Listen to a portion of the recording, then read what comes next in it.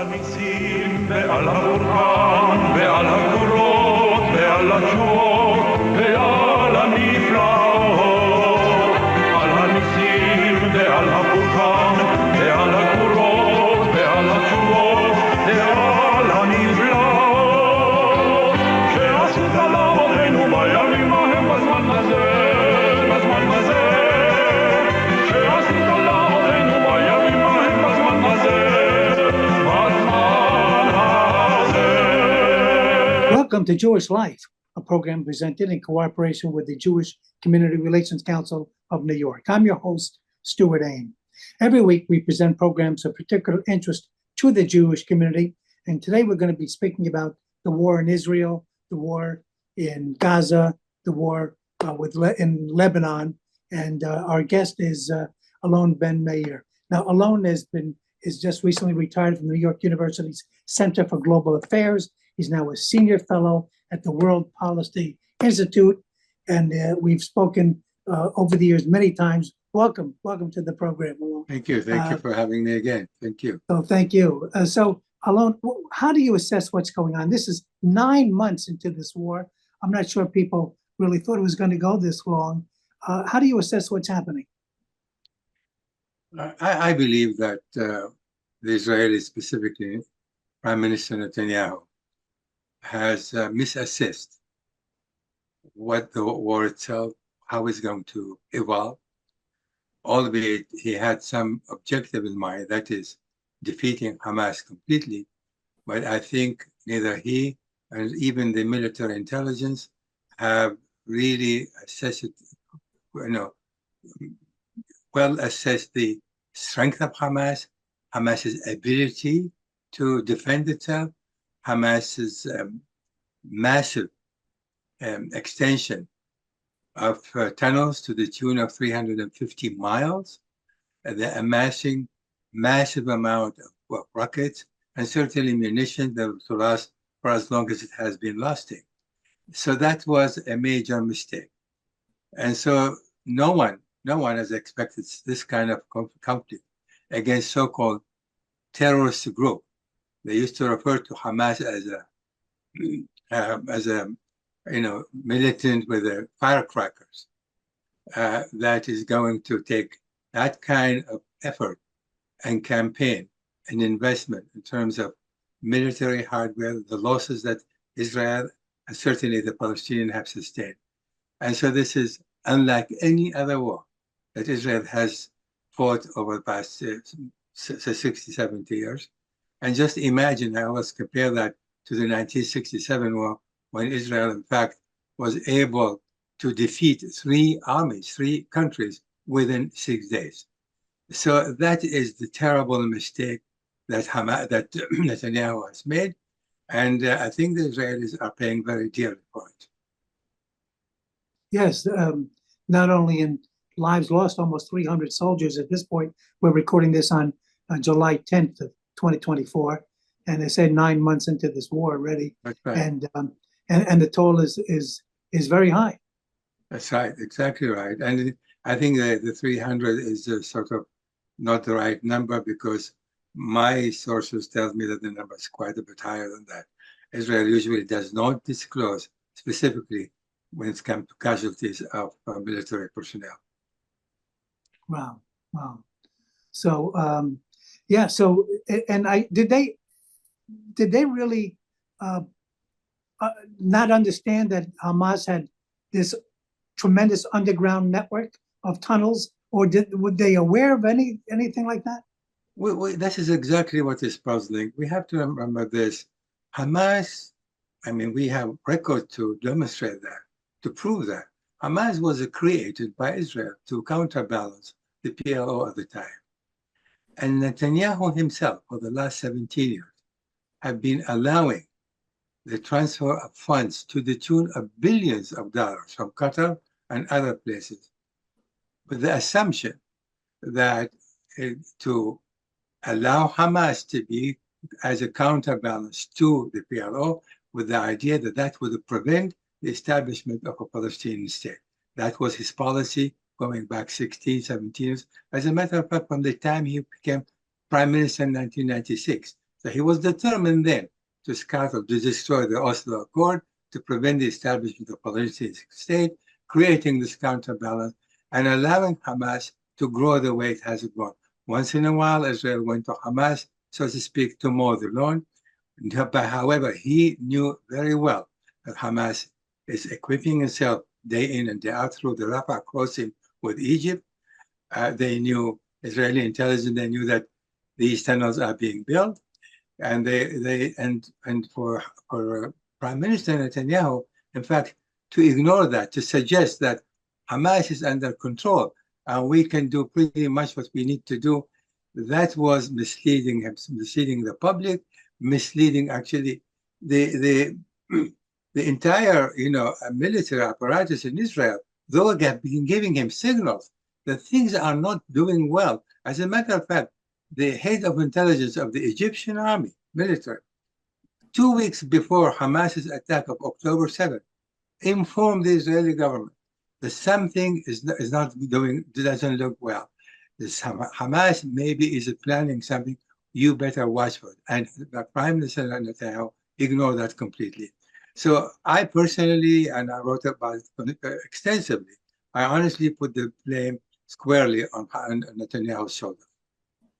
And so far, we have not had, he has not accepted responsibility. In fact, nobody has accepted responsibility except one Israeli did. He said it was my fault and he left. Am I right? Well, the intelligence community, in fact, several have accepted responsibility, and one of them resigned, but others said clearly that they will resign once the war is concluded. And they've been very straight and forward about it. But he himself still refuses to this day. And to think, this happened under his watch. Any prime minister, under his watch, something of this magnitude take place.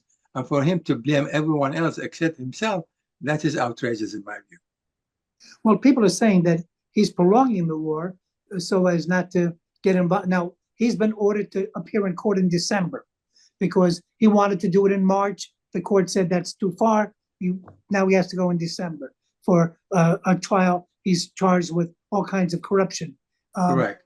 And those are serious charges, and the evidence is substantial against him. I fully agree with you. I know those of us who are looking into this very carefully, we have no doubt coming to the conclusion that he is deliberately prolonging the war. Prolonging the war on the assumption that he wants to defeat Hamas completely. And we've been saying, even if you can defeat Hamas in the battle, Israel can win this every single battle, but in the end, it will not win the war against Hamas, as Hamas remains a political movement with a specific ideology, and you can beat them in the battlefield, but you cannot beat that. And therefore, we, Israel, need to look into the longer term. If a solution to the Israeli-Palestinian conflict is not going to end with the defeat of Hamas. We still have, Hamas has a strong presence in the West Bank. And the West Bank right now, as we know, day in and day out, is boiling. Palestinians are being killed every single day. 500 Palestinians were killed last year. So it is only a question of time when the West Bank will explode. And there's a short-sightedness on the part of the Israeli leaders who still refuse to face the fact the Palestinians are there to stay, and they've got to find a long-term solution.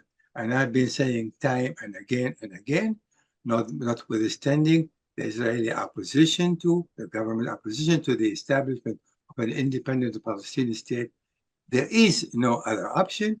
And I challenge anyone, and I have done this, challenge anyone to show me how are you going to be able to live in peace with the Palestinian, coexist with them, because coexist is not one of many options. Israel is stuck, whether in a state of war and violence or at peace. So Israel is stuck with the Palestinians. So how are you going to find a formula whereby you can live in peace with the Palestinians short of the creation of a Palestinian state? And honestly, I must tell you, no one could provide me with a clear answer. Hoping against hope that the occupation can be sustained. And that is tragic. Totally. Now, meantime, you have Hezbollah up in the north in Lebanon. They fired more than 5,000 rockets, anti-tank missiles, suicide drones into Israel. More than 20 casualties, displacing 80,000 residents of the north. Fires. They've launched these weapons. They come down hot where it's summertime, and they've burned 9,000 acres. And now they say they will stop if there's a ceasefire in the south. But meanwhile, they're on top of the border. They were supposed to, according to UN Resolution 1701, go back to the Litani River. They're not doing that. How do you do that? How's that going to be resolved? Well, that's not going to be really resolved unless there is going to be ceasefire with Hamas. That is here another miscalculation on the part of the Israeli government. They knew only too well how strong Hezbollah is, how well fortified Hezbollah is. And if Hamas has been able to put up this type of resistance, you can multiply that by 20 times if you are going to deal with Hezbollah. Hezbollah today is in possession of nearly 150,000 rockets of all size and of payload. And so you can imagine, if you can imagine for a moment, what's going to happen if there's an all-out war with Hezbollah. But I can say this, however, neither Hezbollah nor Israel do want to have war. That is, Iran in particular is telling Hezbollah with clarity. They do not want to engage with Israel in a full-scale war because for Iran, Hezbollah wants to preserve Hezbollah prowess if and when Iran itself is attacked directly by Israel and or the United States. Then they want to activate Hezbollah. So I do not expect there will be an all-out war between Israel and Hezbollah because it simply does not serve either Hezbollah's or Iran's interest at this juncture. Do you think that they will move back to the Litani River? That is going to have to be only after the Israel-Hamas war is concluded. And then they will have to have some kind of incentive to do that. I'm not sure what sort of incentive they'll be offered, but the prerequisite here is end that conflict first, again, only because Hezbollah is not interested, because regardless, they can inflict massive, in fact, unimaginable damage on Israel, but Israel can eventually prevail over Hezbollah just the same. Right. They know that. They want to avoid that, but Iran is here the key player. Iran does not want Hezbollah, as I said, to come to open up an all-out war with the state of Israel at this point. Right, and meanwhile, you have 100,000 Lebanese who have fled from Lebanon because of the. I mean, it's I don't know. The same, exactly. Yes. And then both sides, you know, Hezbollah as well as Israel want to have these citizens to go back to their places. That's another major factor. So they have an interest to contain it. But remember this, Hezbollah need to show some solidarity with Hamas. They don't have really a choice, but to do just that. Specifically, also we have to remember Hamas was also a client of Iran, and Iran sees Hamas as one of its so-called axis of resistance. They can see it. Hamas is pretty much being destroyed, you know, and so they may want to make sure that they can demonstrate that this axis of resistance then is a uniform, has a kind of unity, and they want to sustain that, and they have to show that day in and day out. So that may be the incentive to move back, calm things down. For Iran, Iran would say, move back. We want some resistance in place. Yes. Yeah. Because they've said if there's a war, they will come in and join. So right. Yeah, only yesterday I released a piece. I wrote a piece about the election in Iran, and yes. the moderate who came to power, and I suggested that it's now a significant opening for the United States because the new president said it clearly. he would like to reopen the negotiation about the nuclear weapon. I mentioned this for a reason. And I suggested strongly that the United States ought to consider that carefully, because they had serious implications about what Iran can do or will be able to do with Hezbollah, as well as able to contain the Houthis in Yemen and stop them from firing these rockets at against shipping in the Red Sea. So there is now a window of opportunity for the United States to explore with Iran, behind the scene albeit, in order to calm down. And that window is open for the time being, and it should be explored. And the new prime minister does say he wants to have better relations with the United States. Exactly. He said that. Yes. Better, yeah, he said with the West, of course, he's suggesting the United States in particular, because the point is this: the economic situation in Iran is extremely dire. They know that. And it is primarily because of the crippling sanctions that Israel has imposed, that the United States has imposed over the years. And they know that no matter how much Russia can help, no matter how they are expensive to trade with China, they need these sanctions to be lifted. And so they are going to do everything they can. So the new president said it clearly.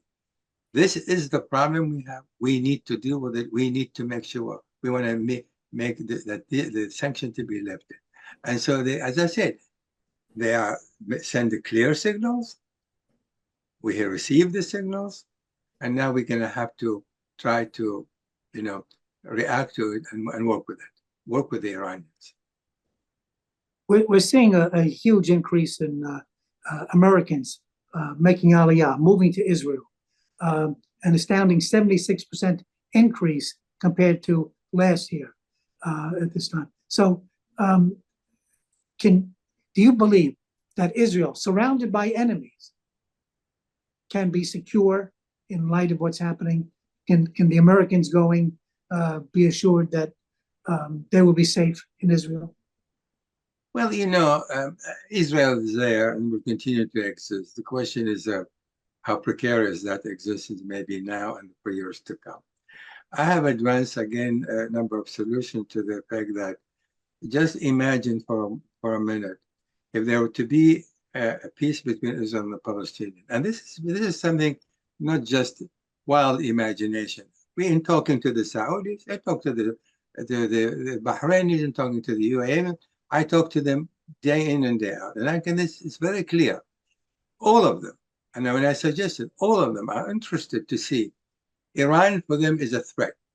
And they told me with the clarity, Alon, we don't love the Jews, but we hate the Shia, the Iranian, far more than we have. So from their perspective, what they would like to see, Saudi Arabia asked that from the United States. They wanted security guarantees from the United States.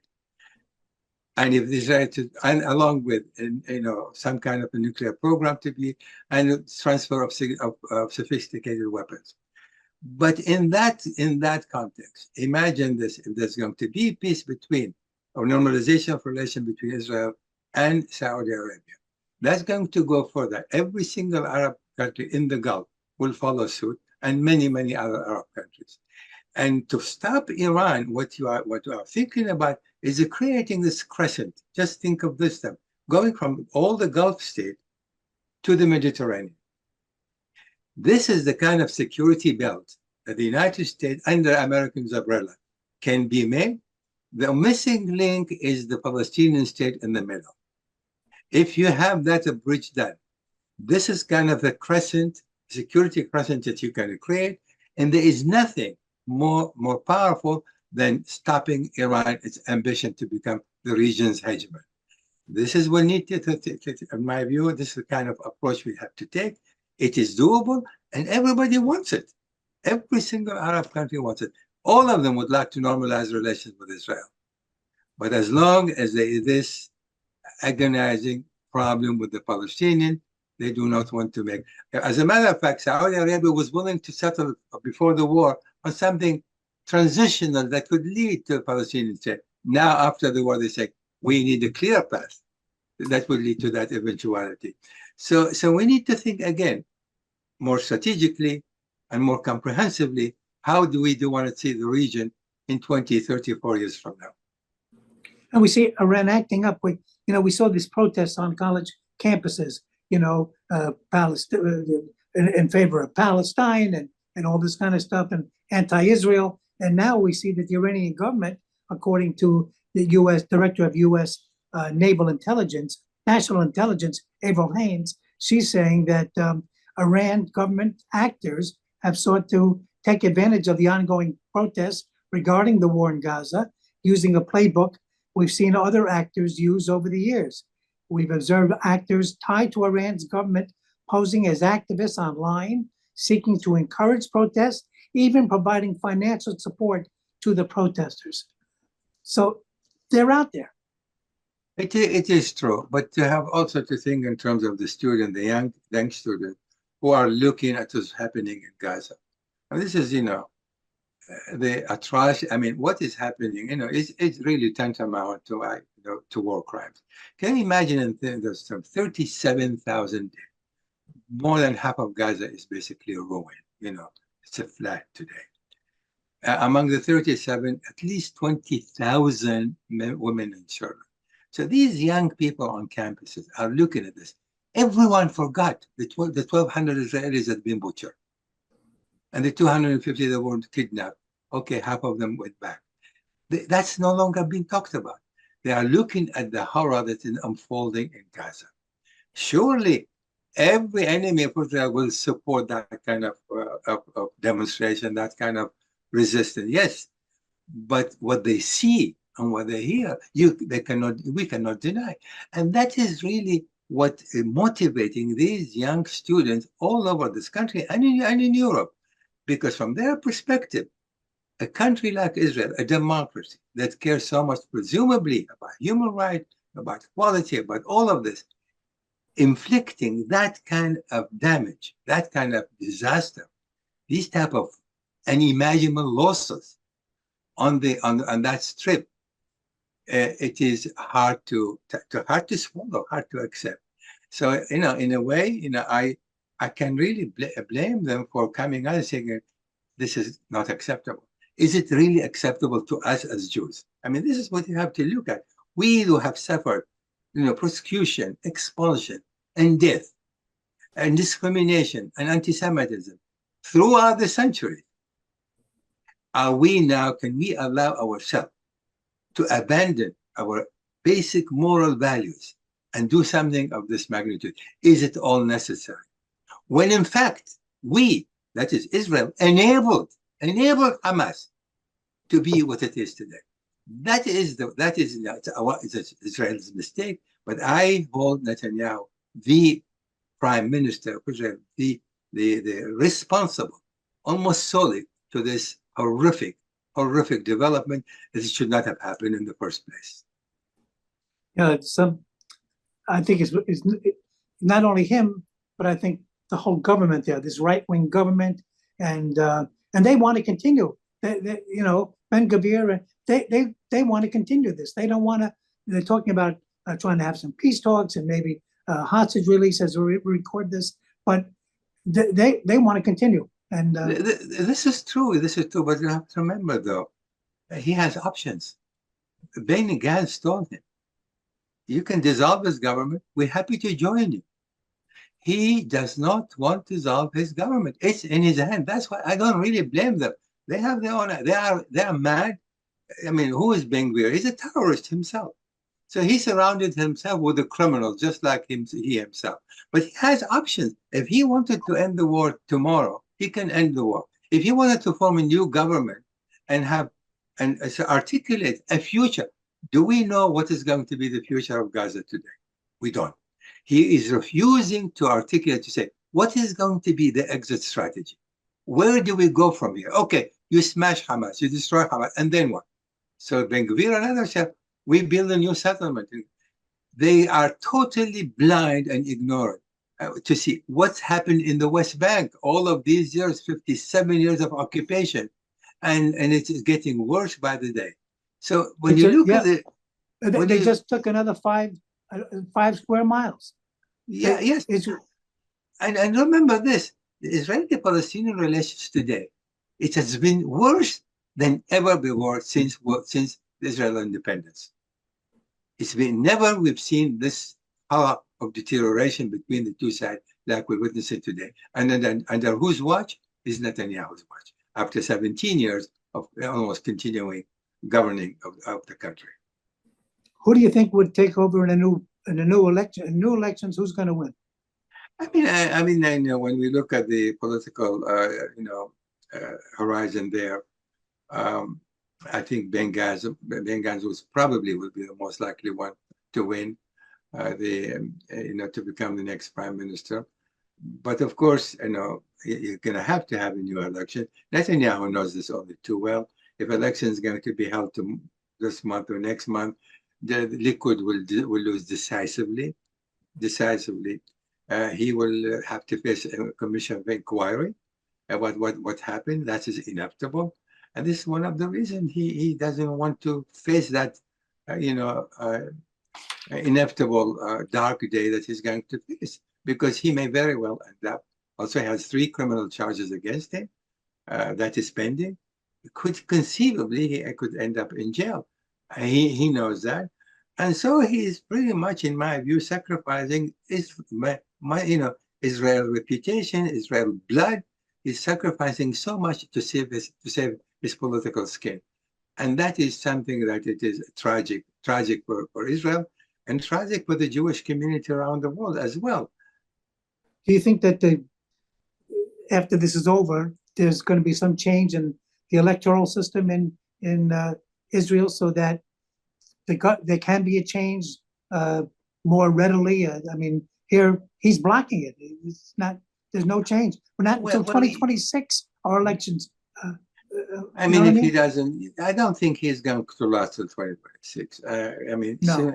This war will have to come to an end, and the moment it ends, he's going to have to face what I just mentioned earlier. But the political system in Israel, I respect the fact that it's a democracy. So you can have 50 different parties for that matter, and you end up forming a coalition government.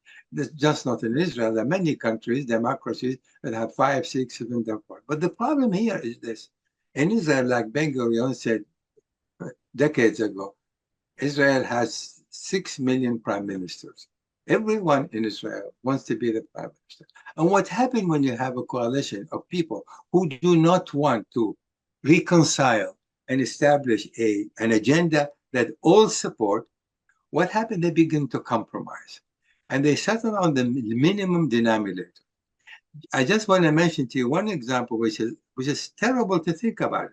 The Bennett-Lapid government that lasted 1 year. They formed this government only because they wanted to oppose Netanyahu. But they could not agree, the parties could not agree what to do with the Palestinians. What do you think they've decided to do? Let's not deal with the Palestinians.